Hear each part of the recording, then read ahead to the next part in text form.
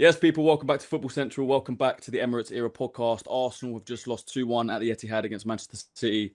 It's a dark day. It feels like the league is slipping away, or it slipped away. I said after Bournemouth that they were in the driving seat. They are well and truly in control of the wheel now. It's in their hands. If they go beat Burnley, they'll be above us if they score at least 2 goals, or 1 goal, should I say. But it is what it is. As joining me as always, I've got Joseph Charm, I've got Shea Gunner, and I've got Nathan Sayers in the building. Lads, talk to me. How are you feeling? I'll get into it. Joe's clapping in. What are we clapping? Joe, talk to me. What are we clapping today? Our commitment. We clap us in every time. We clap us in. We don't not do an it without clapping us in. That's the first mistake. Okay, these are the standards on this podcast. We have to clap. I think there's one place. I think there's one place to start, and that's with your prediction, man. We put that clip out. It went viral. YouTube commented. You said we're going to win 3-1. It ended 2-1 City. Let me tell you something.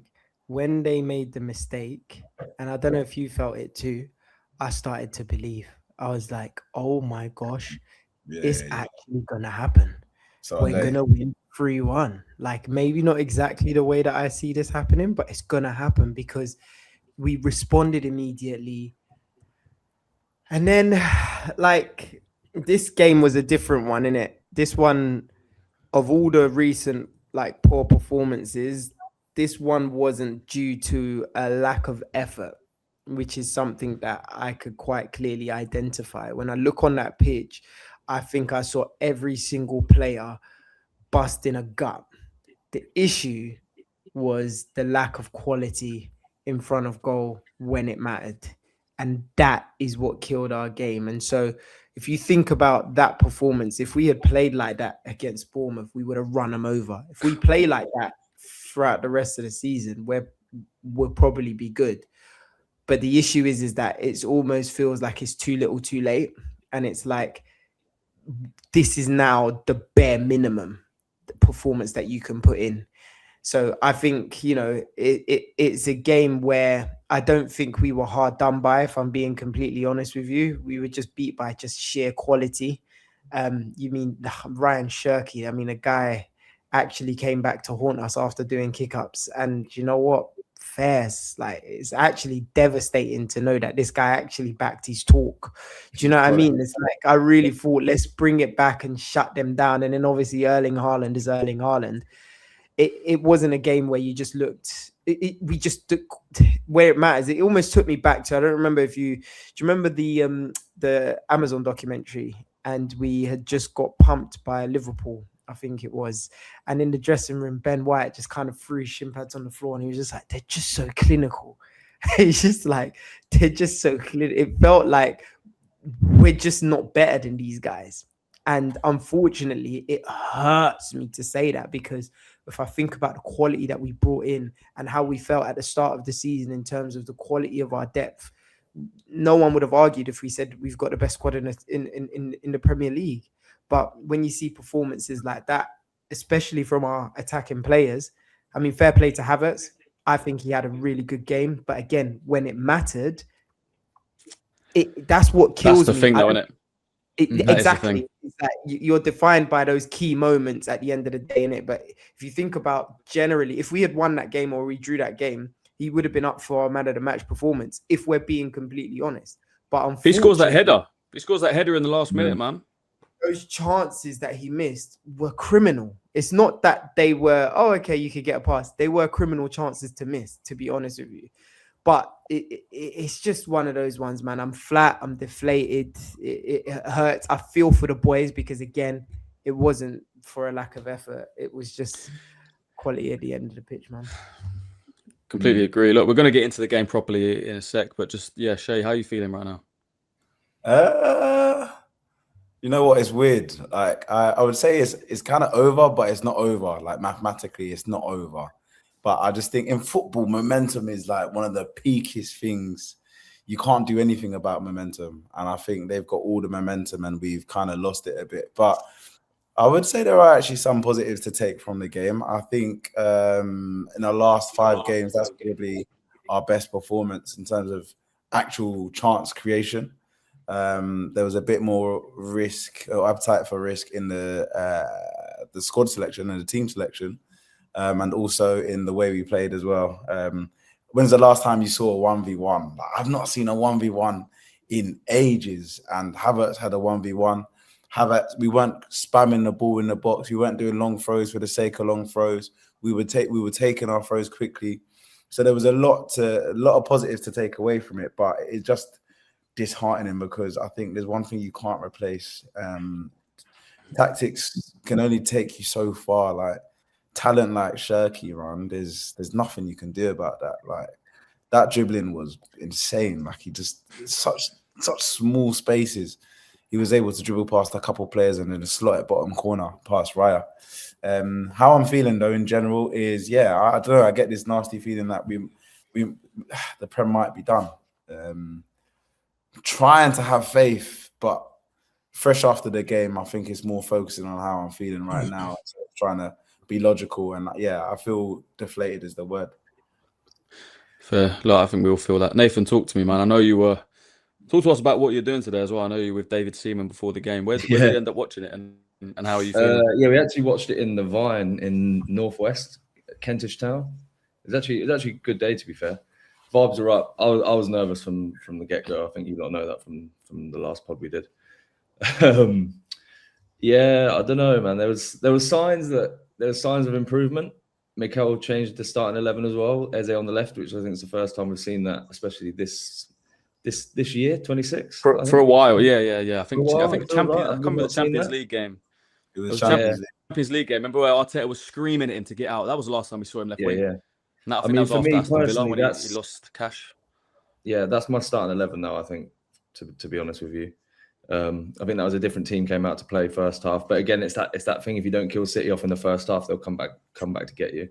I knew that would be the case. But it was good signs, a couple of good signs from Eze. Got me out of my seat. Havertz did well. But the thing with it was, you see the game plan, how we were going to beat them in the last 5 minutes. Crosses into the box. That's how we would have beat them, I think. There was a couple chances that we had towards the end, and they didn't look confident at the back either. So, I mean, it's one of those... They didn't. That's... Like you say, it's one of those where I think maybe on another day we beat them with that performance, but unfortunately, we've got Haaland at the top and the Cherky goal. There's nothing you can do about that. Yeah, let's go from the beginning then. Let's talk about the lineup. Because when I saw it, I thought he's going for this today. He's identified that we got overrun in the midfield in the Carabao Cup final, especially in that second half. We all said we'd put Kai in, right? I think me and Shay did. I think. Yeah. I said that. I said that today. So I don't know if I said it before, but I said that today. It just made sense, right? You have Kai dropping deep. You have Odegaard there. Eze obviously drifts in as well. That's 3 players essentially in that kind of midfield position. Rice and Zubimendi behind you. Pack out that midfield. You don't let Rodri get on the ball and play. If he's going to play, he's going to go long to Semenyo. And then you'd back Hincapié in the air to not let Semenyo get the ball. Even though there's a couple of times, we've got to be honest, if Semenyo had taken a better first touch, he would have been in one-on-one. I like the team. I thought he changed it. It was different to what we've been seeing, where it's been stale. The game, we've been figured out a lot today. It was fresh, completely new. Pep said in his press conference, if I know Arteta, he's going to do something different. And big up to him because he did. At the end of the day, it didn't work out. It didn't pay off. But I'm not even mad at the performance today. I'm not even angry at the performance today. Today was fine. Today was good. I agree with Nathan. On another day, we beat them. We take our chances. We beat them. But I guess that is an Achilles heel of ours, right? Taking our chances, being clinical in the moments where it matters. And look, we had a scare. It always feels like another universe, doesn't it? I feel like whenever we do these podcasts, we always say, in another universe, we win that game. And then on another day, we win that game. But we're living in this universe and it ain't doing us no favors, unfortunately. I think at the minute... And then for a couple of minutes in, Raya decides to make the whole fan base nervous by taking a heavy touch. We got away with that. Yeah.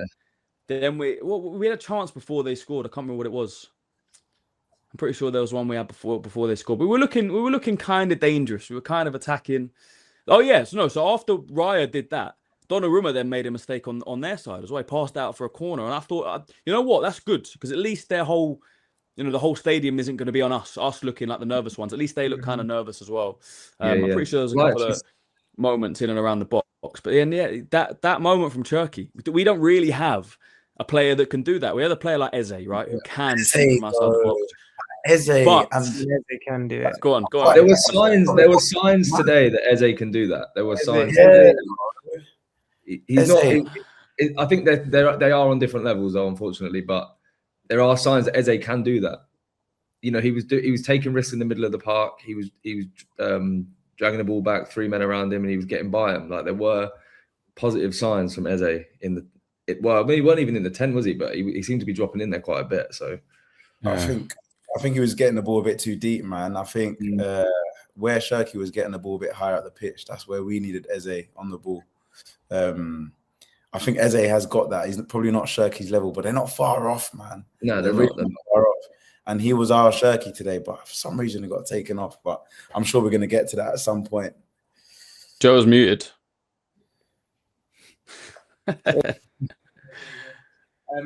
No, I think you're absolutely right. I think Eze kind of is that player. And I think this is what makes this defeat hard. I think everybody's probably more deflated because of the context of the defeat around, like, you know, if we have the points from Bournemouth, it doesn't feel as bad as it does. Like, I think we walk away feeling like, well, the boys put up a good performance, irrespective of what's happening. Like, I just think you've hit the nail on the head that, like, that Ryan Shirky moment, like, there was it happened in slow motion. And the worst thing is, I was talking to my wife about it just before he did it. I was just like, this guy is actually an alien. Like, his feet are just ridiculous. And then as I was saying that, he's just glided past him and just done that. And it's just like, fairs. Like, I can't even be mad at anyone. No one can say it's Gabriel's fault. Like, you can't, because the space was so ridiculously tight. You just have to accept when you're beat in a situation like that. It's world-class ability. Joe, the three players who's up against there, he drifted past Gabriel, who's a world-class centre-back in my opinion. Then he's jinked inside Declan Rice, who's a world-class midfielder in my opinion. And then Saliba's the one trying to block it. He puts it through the legs and it goes in the corner. Past, I think, a world-class goalkeeper. That's 4 players he's just done in a moment like that in the biggest game of the season. Like, it's insane.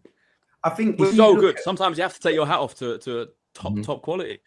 I think the major criticism outside of just not being clinical for us, right, in this game, even was really, I think, when we're attacking, right, and we've lofted it up to Kai Havertz, he's done a brilliant job of holding it and bringing the other players into the game.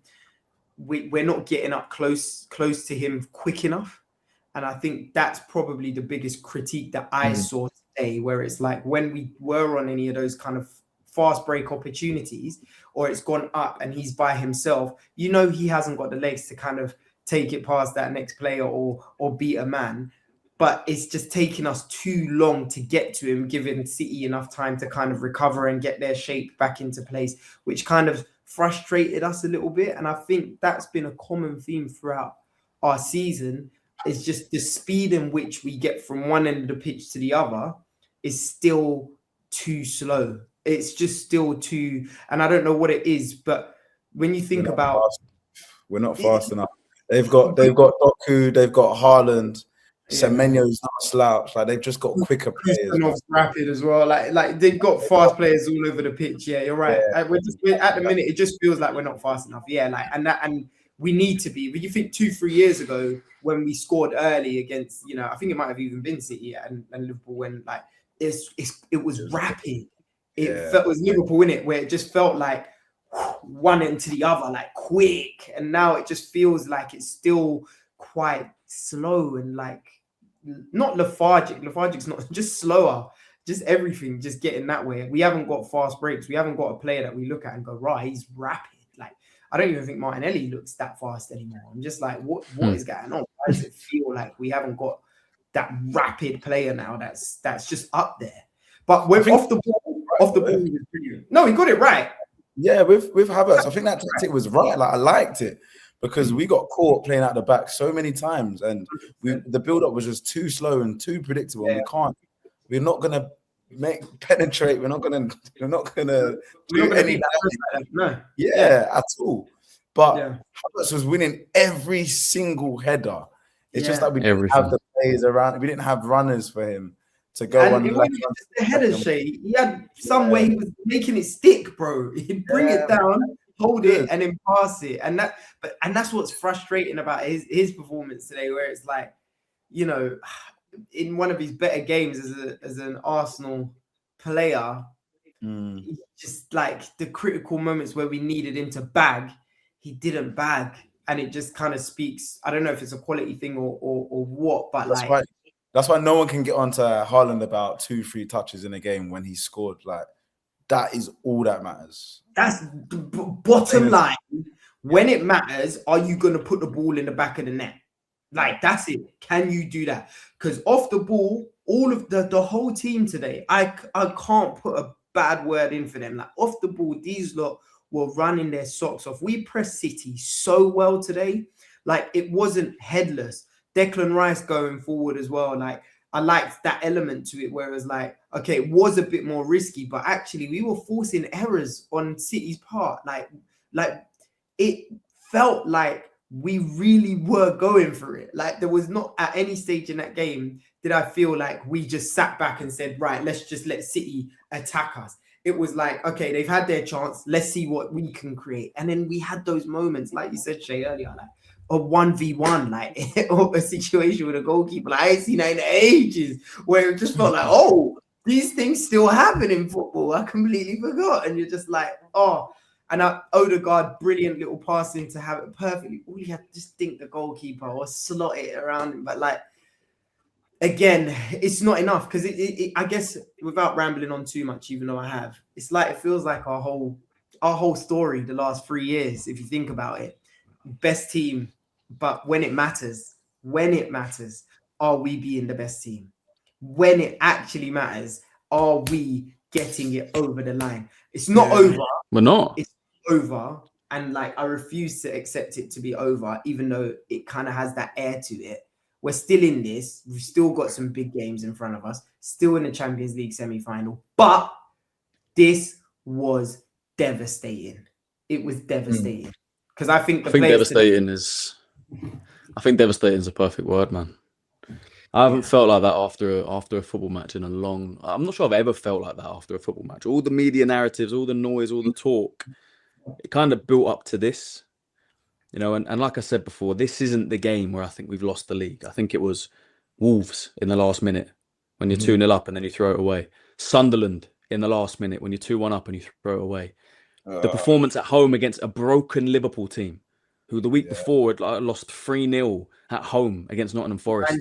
Manchester United. That Man United game, look, they deserve to win the game. But when you're 1-0 up, and your star defensive midfielder, who's getting all this praise this season, passes it straight to Mbeumo, then it goes 1-1, and from them we're on the back foot, and then we lose. That's an unacceptable way to lose a game of football. Nottingham Forest away, you should be beaten. Brentford away. Martinelli chance in the last. We had chances in the last minute of both of those games. Again, attacking quality coming back to haunt us.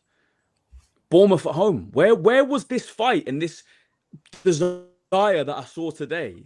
And actually this quality to be in a game against a very good team. Where was that against Bournemouth? I saw nothing. I didn't see players on the pitch against Bournemouth that wanted it. Today, every single one of them, I could say, okay, I see what you did there. Even Odegaard, who I criticised for today. I think he shouldn't. I think he should have come off. I think Eze should have stayed on. But even him, like you're saying, off the ball, I can give him credit. When he passed it to Havertz, if Havertz scores that, we're actually talking about an Odegaard assist today and maybe a draw or a win. Like those are the fine margins. Was it Trossard to put the ball into Havertz in the last minute? Or was it Martinelli? Yeah, that's Trossard. Trossard, right? Trossard again. If he puts that ball on Havertz's head, right, and instead of just free header, instead of putting it over the bar, he puts it in the corner. Trossard comes on, makes a big impact. Everyone's bigging him up. Havertz gets man of the match probably because he scored 2 goals. Like, these are the fine margins, and at this stage of the season, those margins have to go your way.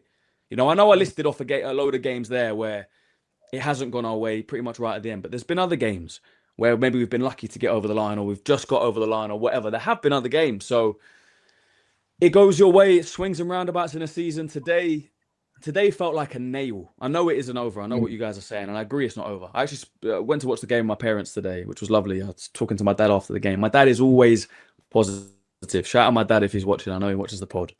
And he thinks it's not over. He thinks there's still a way we can do it. And I admire that optimism. I What admire did he that. say verbatim? Like, be your dad for a second for us.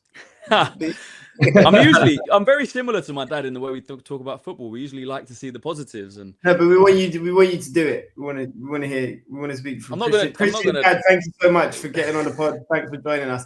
Like, how do you feel? He said there's still a long way to go.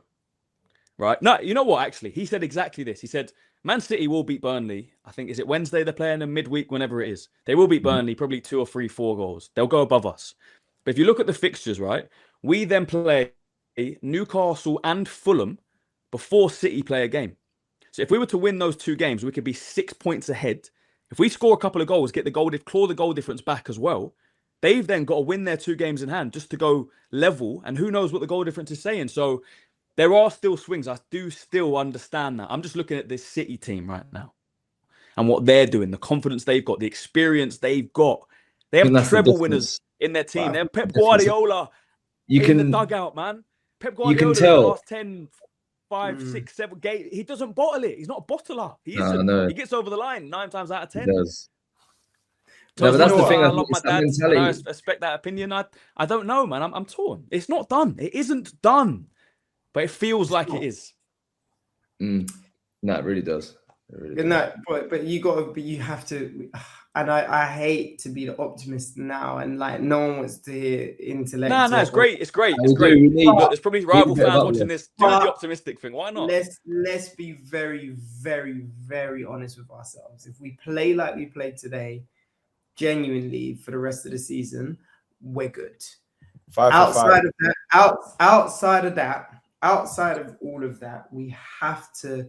This is going to be the most important part of our seasons as a fan base, as a club, as the players that are on the pitch, as the manager. Like, we know that it's obvious, it's evident.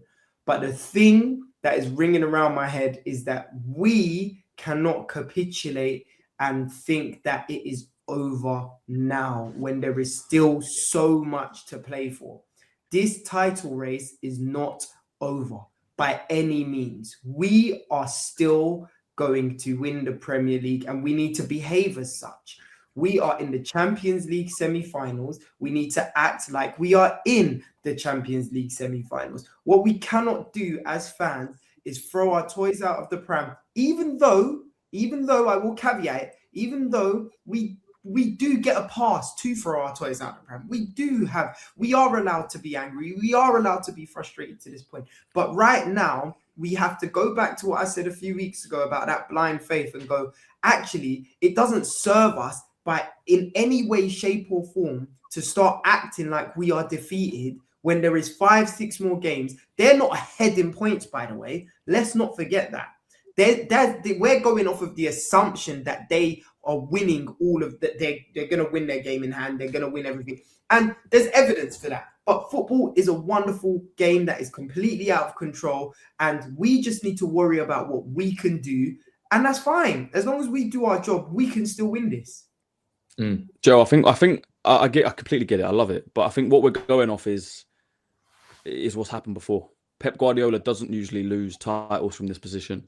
We've been in that the 23-24 season. We won 17 of the last 19. We drew away at the Etihad. We lost against Aston Villa. We lost the league. Maybe you could say it's not the same City, but they're clicking into gear at the right time. They're loving it. Fun now. They're playing good football. We're giving them that energy, and this is what winds me up a little bit. We give them, and they deserve their respect. No, you're wrong. You're wrong here. You're wrong. We're not giving them that energy. We do. The players are giving them that energy, Joe. No, it's the players, man. We've backed this team. We've been so positive, Joe. Come on, man. Look, if they beat Bournemouth, if they just beat Bournemouth, even if they beat Bournemouth in a run-in, it would still be 6 now. They'd have to beat Burnley to just be 3. Bournemouth at home. We're talking about the fight they showed today. Where was it against Bournemouth? I said this last week. The players have to feed the fans sometimes, right? You can't always be the 12th man. If there's no 11 feeding you cannot be the 12th. They haven't fed us. The last month, 5, 6 weeks, they have not fed us. They have let us down massively. Right? And these are players that I love, players that I respect, a manager that I have backed so far. Right? But we have PTSD as Arsenal fans, and I'm seeing similar patterns again. I'm not going in, I'm not destroying them. I'm not saying it's over. No, I know, but my example. use City as an example. Look at what the players are doing to give their fan base this positive energy, because they have the experience of doing it before. But that's what I'm saying. Though their players, you've got Haaland giving the side eye to the camera at the end of the game. You've got the fans handing out bottles before the Arsenal bottles pre-game. You've got all this narrative. You've got the players are celebrating like they know they're going to win. We're still top, and we're still top, and we're still not playing like that. But that's what I'm saying. We're contributing to their confidence, and I get it. They've earned that right to have the respect. They've earned that because they've done it before in the past, but we contribute to it so much. Look at them behaving like champions. There's so many of those players, by the way, who haven't actually won anything. But you know that, right? Right. There is players in that team that haven't won anything with Manchester City, but it is, and he deserves it. He deserves it. But I just think that what we do, he is. I'm not taking that away from him. It doesn't serve us. It doesn't. But like, it's like, I think human nature, the way we're wired it's always been to survive. Like we're built to survive, and we are protecting our hearts. we're just protecting our hearts. Like I got nothing left. Because you can go down the positive route. You can do that. Absolutely, that's fine. But it's just like you are definitely setting yourself up for a much more painful ending if it does end the way. I'm not saying we need to go down a positive route, though, Shay. I'm saying we need to go down a more stoic route. We need to take a position. How can we be stoic in an emotional? Football is emotions, man. If you come in here, you are a stoic fan. You're not giving up. You're not. It's just. No. There's a time to run away with the emotions, and then there's a time to be stoic. And now is the time to be stoic, because honestly, if we let our emotions run how we want to, bro, the season's done. It's done. If you ask, if I'm not stoic now, bro, I'm tearing my clothes. I'm like going out of my mind because we've lost games that we shouldn't have lost. We've broken down. The wheels have fallen off ages ago in performances that were all over the gap. I have to be stoic to support this club, bro. Like, to really put my life and heart and everything into going online and bantering teams and bantering everything and pushing. Like, there's an element of course, chaos there and banter, but then there's a part of me that is like, I love this club. We have to win, like we have to. And I'm looking at it, I'm like, if I go crazy now, we've got 5-6 games to go. How many games have we got? 5. We got 5, yeah. 5 games left. I cannot be emotional because I can't just watch the games. I have to be stoic. The players need us to just be calm, to just be like. It's not possible, man. You know who Jay would be if he let his emotions run loose. He'd be this guy.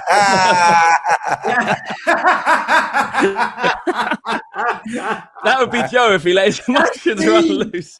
Listen, I'm one more poor performance from being that guy. Like, I'm just like, I'm one more. I don't want to see that. We don't need to see that. We don't need to see that, man. Might have to replace you on this pod if you turn into that guy. Like, scratching and itching myself. I can't, Shay. I just can't, boys. So I have to be like, look, there's 5 games left because I'm on that copium. I am. But can you understand? Because obviously, we're all content creators. I think that's what's cool about this podcast is that we create content just like for ourselves. Yeah. And it's all the people in the comments are super negative right now. Yeah. We have got insight into the sentiment within the fan base. Can you understand why they feel that way? Or do you think they're all overreacting? No. Not a single person is overreacting. 2 things can be true at once. This is the thing, right? It's like 2 things can be true. Not one Arsenal fan is overreacting right now with their frustration, because 100% there have been far too many games and far too many instances when it mattered, we didn't deliver on the pitch, and the players did not give us performances that we deserve to see. Fans that are paying money to go watch the games, paying money to purchase the kits, they don't deserve to see some of those performances that they've put out. However, it goes back to what I was saying about that blind faith. And I think I even said it 2 pods ago, like they don't necessarily deserve, like at that time, they don't necessarily deserve that kind of, oh yeah, let's go back it. But we have to give it to them. Because if we give it to them and we win, then of course they deserve it. Of course because we would have won. We would have got over the line. And it's not up to us. It's actually up to the players. And I think this year is the first year where I can confidently say the fan base has really showed up for these boys. Like from start to finish. Like I don't think I've seen our fan base so together. Like, okay, it's not the loudest in the Emirates, but I'm like, in terms of really supporting this club, like actually backing them and showing optimism and showing them like support, like this has been like we're winning them on. So just give up, just win it. Just win it. So I don't think the fans that are furious, that are saying, no, there's no time for optimism. There's a place for that. But what we can't do is like, it's our business. Let's do that in-house. Let's just be mad behind closed doors, like with all of our other Arsenal friends and stuff like that, right? So that we look like there's a much more united front publicly, therefore not affecting everything else that goes on. But I don't know, man. Maybe it's... Joe, there ain't going to be a united front in the Arsenal fan base until we win, man. There just isn't. There's always going to be a divide on the players, on the manager, the problem. On everything. That's the problem. That's the problem. Our fan base need to be ready. Like win, lose or draw. We're all out here singing that and banging it on our chest. But when we lose, we're not supporting them. We can't do that. That's what football is. Yeah. Football is highs and lows. And I get it. The stakes are super high and we're closer than we've ever been. But we can't capitulate.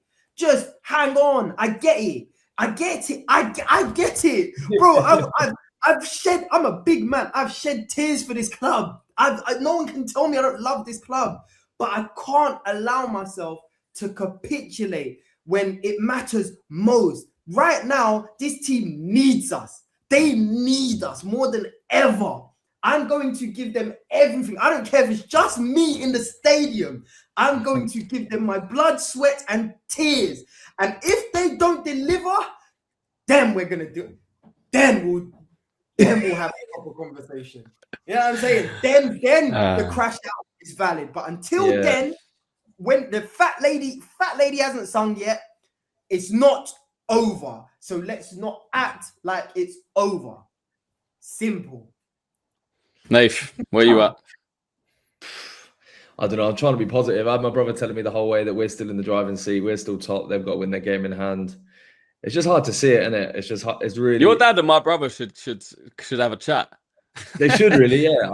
I feel like your dad and my brother, my dad and your brother, not yeah. I feel my brother always sees the brighter side of it, but yeah, you know, he's looking at the performance. He sees it as positive. He doesn't think we'll lose any of the next 5, which puts us in good stead. But it's just, I think the way we've been playing these last couple games. What's it now? 6 games without a win. Oh no, with Champions League, we beat Sporting. Beat Sporting. Okay, yeah. 5 games, 4 losses. Honestly, yeah, I think my head was on a different planet this evening, so it's kind of hard to come back down and give you kind of, yeah. I just think it's in City's hands, man. I really do. I hate that's the damning thing, isn't it? The last 6 games, 4 losses, 1 draw, 1 win. In the last, and it's again, it's just the goals. It's the goals that scares me, because I know we got the goal today, but it's a Donnarumma mistake. Kai Havertz does well to press him, but it's lucky it goes where it goes. You then look at the Bournemouth game, a Gyökeres penalty. Havertz, all right, he gets the last minute winner in Sporting, and then we scored against Southampton. But we're not.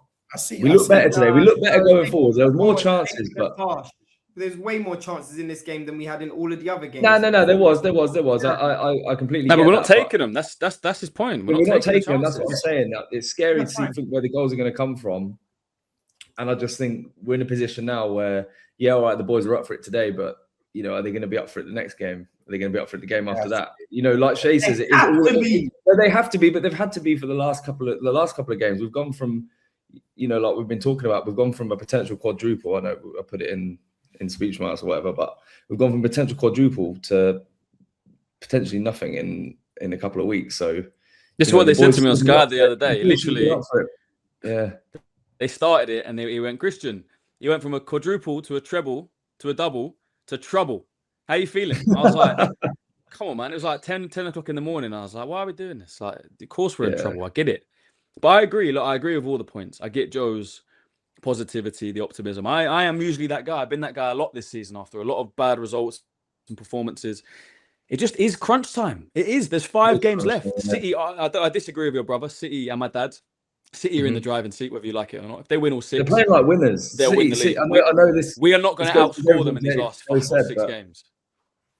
No, I agree. I don't disagree with you, and this is the thing that my optimism isn't, and positivity isn't rooted in fallacy, right? It's not like no, it's not. It's not. It's just because I agree, and I'm literally right there with you lot. But but the way that I try to look at these things is that it's just not going to serve me. It's not going to serve the players. It's not going to serve. Whilst we're still in it. If we had lost it now, if they were like 6 points ahead of us, then I might be our conversation would be different, right? I'd be really crashing out. I'd be really my heart broken. But a performance like that today, we just have to take that and like really go into the other games and actually show everybody how much you want it. Like actually show it. And then also we've got a very, very good chance in the Champions League as well, which everybody keeps forgetting about. Like we do have it. If we play like that in the Champions League against Atletico Madrid, all we need to, again, is just take the chances. And I think that's the difference between this game and some of the other ones that we mentioned, right? That we weren't getting any chances. And like, it was reliance on the set pieces, reliance on, dead ball opportunities. Like it just, but this one didn't feel like that. It felt like actually we created chances. We caused havoc we forced errors. We didn't just force errors in this game. We had chances from set pieces. We didn't just have chances from set pieces. We created chances from open play against the best team what would have been the best team in the country for however many years. So it's like, we can do it. They just have to now do that, and I'll be happy. Do that and win the games, and you better get a Premier League trophy or a Champions League. Like, just do it. Just do the damn thing, because I'm tired of talking. I'm tired of like putting my life on the line and like embarrassing myself and getting bantered every year. Life on the line. All right, let's just touch on the second half quickly, and then I want to do something. I want to look at the fixtures, and we'll talk about Champions League as well. We had so many chances in that second half. So many. Eze hit the post. Gabriel hit the post. On another day, they both go in. It's a different game. Havertz has the header. The one-on-one, was that second half? That was second half as well, wasn't it? Havertz one-on-one. Yeah, it was, because it was going that way. Yeah. So that's 4 massive chances. Maybe the Gabriel header's not a massive chance because it takes a deflection, but the other 3, again, on another day. You'd call that a chance. You'd call the Gabriel one a chance, man. But it deflected. Yeah, I know what you mean. So slightly. That's why it is frustrating. It came off O'Reilly, didn't it? And went down to the bottom right. He was trying to hit it across. So that is the frustration. If we take that second half performance, we all kind of agree that we can. If we play like that, not even just second half. We play like that against any team. We were good first half as well. I think we were good first half. 5 for 5. If we play like that against Newcastle, we win. If we play like that against Fulham, Burnley, West Ham, Palace, which is our last 5 games, I think we win all 5. I think we beat Atletico Madrid over 2 legs and put in that kind of performance and take your chances, which is a massive thing. You play like that's the scary thing. Like that, you won't win actually, because you're not taking any bloody chances. Yeah, but the thing is, the problem. We can talk about play like that and be clinical. We can talk about that though as much as we like, but unfortunately now it's not even in our hands anymore, really, is it? It's kind of like I said last week, I think. We're now relying on City's results as well. Like, I don't remember really. I know I've been looking at City's results. I always want them to drop points, but I don't feel like ever this season I'm going to be watching City's games as closely as I have been. Like, this is going to be the closest. I'm not even watching them, man. I'll be there, man. I think the hard thing is that you've got to be there. The hate watchers. Yeah, man. I'll let you know what the score is, man. I'll be there. I'm not watching the City games because I'll watch for you, man. My thing is, I think the hardest thing about this whole thing, right, is I don't know if the players are going to show up like that every week. And I think that's the hardest thing. That's what I'm saying. I think it will, because it's set up. That is, the second we set up differently, we play differently. We've got more intent. I think it was the setup. I don't think it's necessarily a mentality or an attitude problem. Yes, maybe more fatigue, but the way we set up was different and we saw a different outcome. If we continue ask your question. the way you can. So do you think, right? Do you think the players built this game up so much that they almost disrespected Bournemouth a little bit?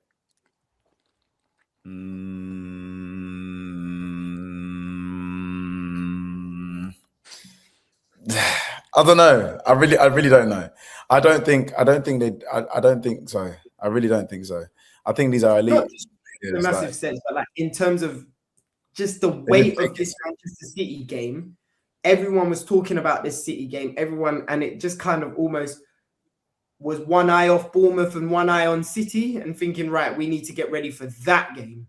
No, I mean, what they tell us is they say you take each game at a time. So yeah. If we're taking their word for it, then I don't think they would have taken their eye off the Bournemouth game for a second, man. I think they know that we are in bad form. That was probably one of the better opportunities to build up some momentum, and you've got to go for it against Bournemouth. But I just feel like the way we set up today, and like you guys said, if we set up like that, I believe the chances will come. I could not see where our next meal was coming from before today. But today I saw opportunities and chances, and I hate what XG has done to the game. It's become so data and statistic driven. But if we can build up and create enough XG, we will score goals just by law of averages. We should have been more clinical today, and I think there is a lack of killers in the team. But and that kind of confuses me as to why Gyökeres came on so late.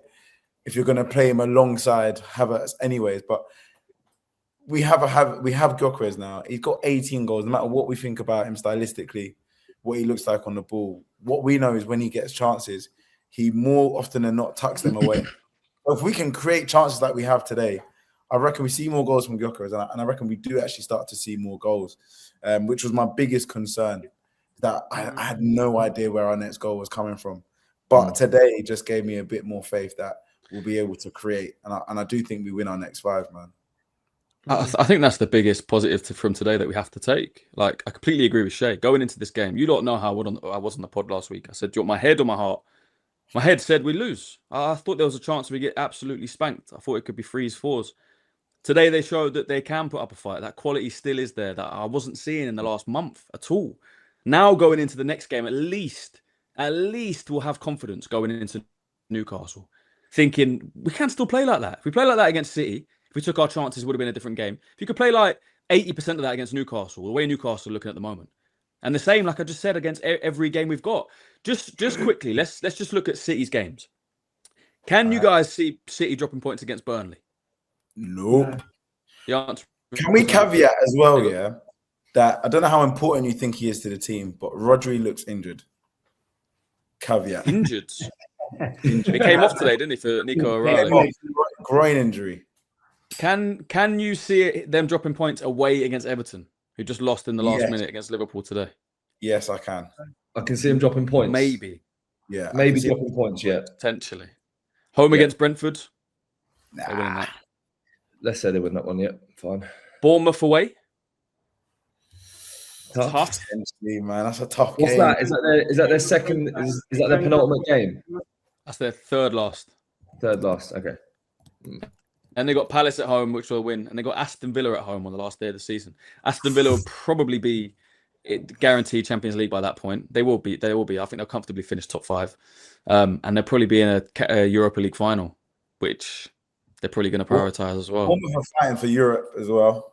Bournemouth are, but Semenyo, see what he said the other day? That he spoke to his boys before the game and said, "Do us a favour against Arsenal." He's probably going to call them and say, "Look, that's only They've got to call him and tell him to throw the game. Do us a I'll be favour. real. Football is one of those things where it's too unpredictable, innit? Like when we did this, we all had us like walking over Bournemouth, and like they completely surprised us. So I'm just hoping that there's a surprise in there. There's a little banana peel.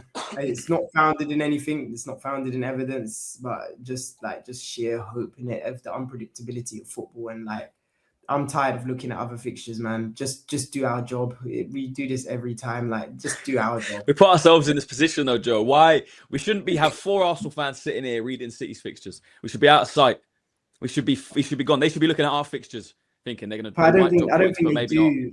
not. Of course they don't. Why would they? They've won 6 of the last 8 league titles. But I think or 6 of the last 7. However many. But this is also part of my problem, though, because it's like, and I get it, our fan base are in this situation. It's been such a long time, but and it's not just us, everybody, like the media, the way people talk about us, like we create this, we feed into the respect of Manchester City, like almost. It's not in our hands anymore. It's not in our hands. Like mathematically, they're going to. It is. No, Joe. Look at the table. We're not scoring goals either. Look at the table, Joe. When they beat Burnley by more than 1 goal, they go above us on goal difference. If we win our 5 games, they could very well win their 5 games and win it. We are in a position where we have to see what Man City are doing. It's not in our hands anymore. And we have to score goals, and we have to score more goals. We have to outscore them. We don't. We just have to score, boys. We just have to score. Full stop. We just have to win. No, Joe. We just had to win. Now, even if we win, we still might not win. Now, even if we win, we have to score 2 or 3 goals a game. I've got it. And we don't. When was the last time we scored 3 goals in a game? Yeah, I know. When was it? It was like January, wasn't it? Or December or something? I can't remember the last time. This is why. You lot chat amongst yourselves. Let me check the last time we scored 3 goals in a game. This is why. It must be Arsenal Leeds away, man. That was Jan. Yeah. 1, 2, 3. Actually, no, we bagged 3 against when it's Sunderland. Tottenham, 22nd of February. 14 games ago. That feels how many? 14. 1, 2, 3. We play a lot of football, isn't it? Yeah, no, it's mental. 13 games. That's a lot of football. We scored 2 against Chelsea, 1 against Brighton, 2 against Manfield, 1 against Leverkusen, 2 against Everton, 2 against Leverkusen, 0 against City, 1 against Southampton, 1 against Sporting, 1 against Bournemouth, 0 against Sporting, 1 against City. You think we're going to outscore them and go? They're probably going to turn over Burnley 6-0. Goal difference won't even be a thing after next week. Yeah, man. We need Everton to rise, or Bournemouth, or Aston Villa on the last day of the season. Do I see it happening? Not really. That's why I think we might just have to focus on Champions League. Atletico Madrid. Maybe we rest players for Atletico. The problem. We're still in the flipping Premier League. Why the heck?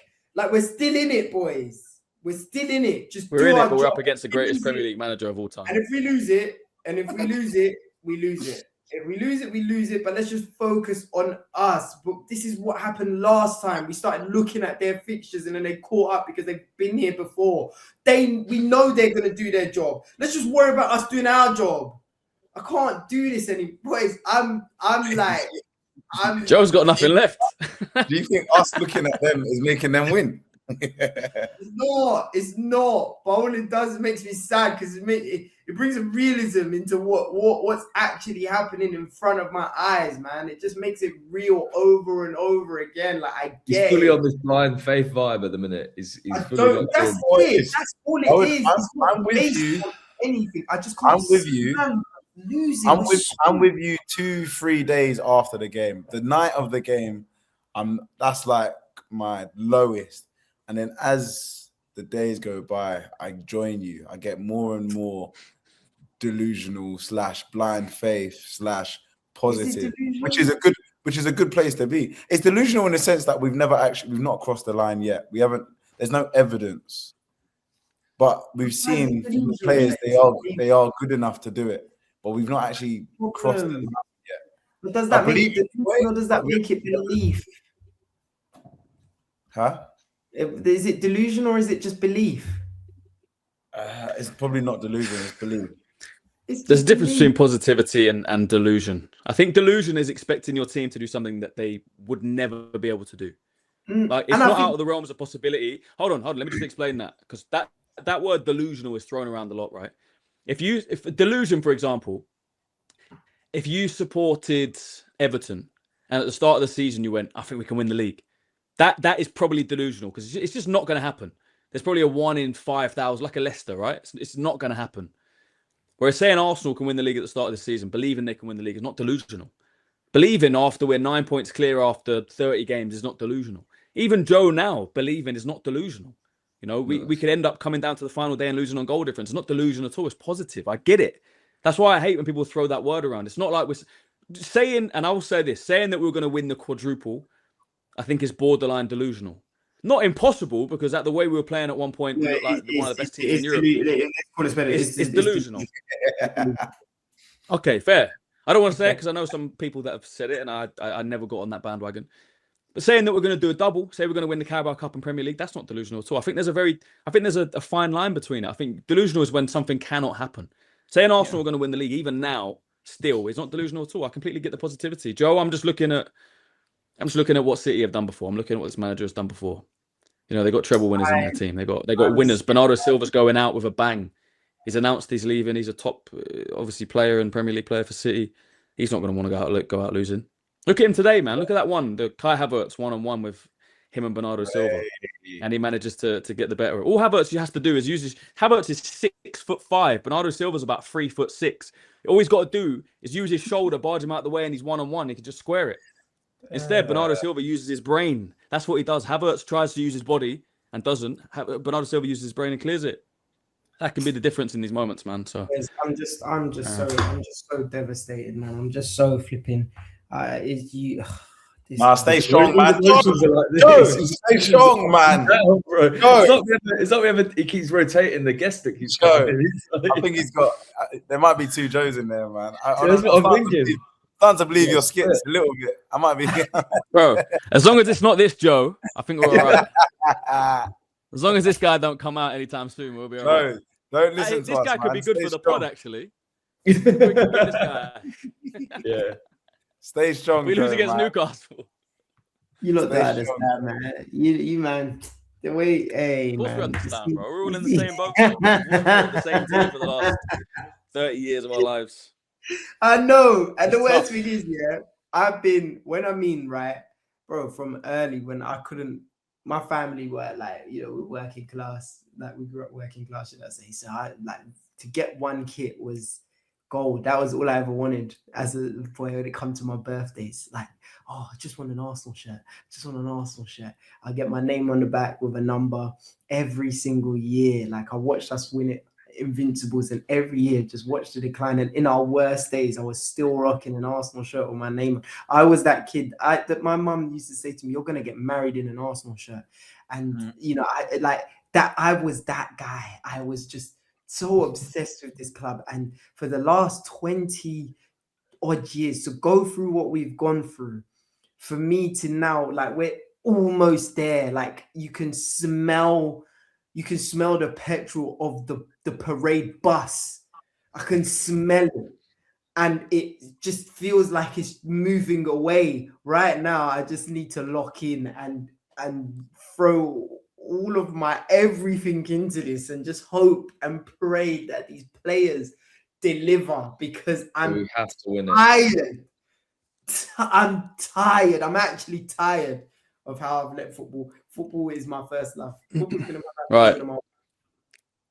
Bro, I completely feel you, man. We're all in that same boat. Let's end it with one last question. Will we see everyone at the parade in May? Joe? Christian, I don't want to answer. Don't answer me this question, man. I'm not in the right emotional capacity. I don't have the emotional capacity to answer that. I don't get it. I don't want to say anything. I don't want to say it. I don't want to believe it. Does anyone want to answer that question? Shay, obviously you're big on see you at the parade. I think we need to start threatening these. I think we need to start threatening these players. Like, threatening? What do you mean? Like, you guys have to win it. Like, no joke. Seriously, where do we go? Where do we? What is the start of next season going to look like if we don't win it this season? Like, I thought that on the train on the way home. I was just thinking, like, if we don't win it, like for the last 3 seasons when we've bottled it and we've not won it, not got it over the line, it's kind of been like, right, you know, this season we needed the striker. All right, we've got the striker now. Last season, missing piece of the puzzle, isn't it? Yeah, last season is like, I don't know what it was. Needed to be better defensively. We got better defensive signs, whatever it was. This summer, like, where do we even go? Like, I don't even know. Like, I wouldn't even be able to start thinking about it. I think the manager needs to change. change. I think that the only way we could start again next season on 0 points if we haven't won anything is a change of manager. As much as I love Mikel, and I will never discredit what he's done for this club, I always give him credit for that. But he might be the nearly man. He might be the guy just to take us to there, and someone else takes. I don't know. I really hope he's not, because I believe he is a good enough manager. I believe in his career. I think he'll win the Champions League, maybe with us or maybe with a different club. I think he has that. I think he has it in him. I really think he's a very, very top manager. Very, very top. A very, very good manager. But to become a great manager, you need to lift trophies and silverware, man. So maybe it's for someone else. I don't think this fan base will be able to go into another season with him in charge if we don't win anything this year. The players can as well. Like, will the players be able to? That's what I mean. Exactly. You don't want to lose your players, man. If the players stop believing and they're just fatigued from their tactics, I don't know, man. Whereas I can't even imagine. I don't want to go and imagine that, because there's still 5 games and we're still in the semi-finals of a Champions League, and like I'm just not. The only picture I'm seeing in my head right now is us in the Champions League final, lifting up that trophy and jumping on and talking and saying, "Boys, look at this. It was all worth it. Huh? Look at us. Who would have thought? Not me. Not this guy, right? But look at us. That's all I want to picture. I don't want to picture our reset. I don't want to picture all of that stuff, because it's useless to me, because there's 5 games. If I picture that stuff, I'm just going to sit here and I'm going to pick up drinking. And that is all that's going to happen. That's it. And I don't condone it. I don't encourage it. But I'm just going to pick it up. Look, hang on. In fact, there's a massive brand on it. It's got a massive bottle over there that gets started. Leave it, man. Don't start yet. It's not done yet. Don't turn into that guy. Don't turn into that guy. Don't turn into him just yet. Not yet. I'm not there yet. Not yet. Not yet. Let's be positive. I'm telling you, any more losses, any more. We can't lose any more. We can't. Look, lads, this has been a good therapy session. As always, big up to Jay Charm, big up to Shay Gunner, big up to Nathan Sayers. Go and follow all these guys on socials as well: Instagram, TikTok, YouTube. The Jay Charm, Shay Gunner, and Nathan Sayers, or Arsenal Fan Reaction. Everyone's on Insta, everyone's on TikTok. I think everyone is now on YouTube. So go and check everyone out. Let us know your thoughts in the comments. Drop a like, subscribe. Whether you're a hater or an Arsenal fan, let us know. Is it done? Is it over? Can we still win the Premier? We're going to win the Champions League? I don't know. All our brains are fried. This has been a good therapy session. Emirates Era Podcast, over and out.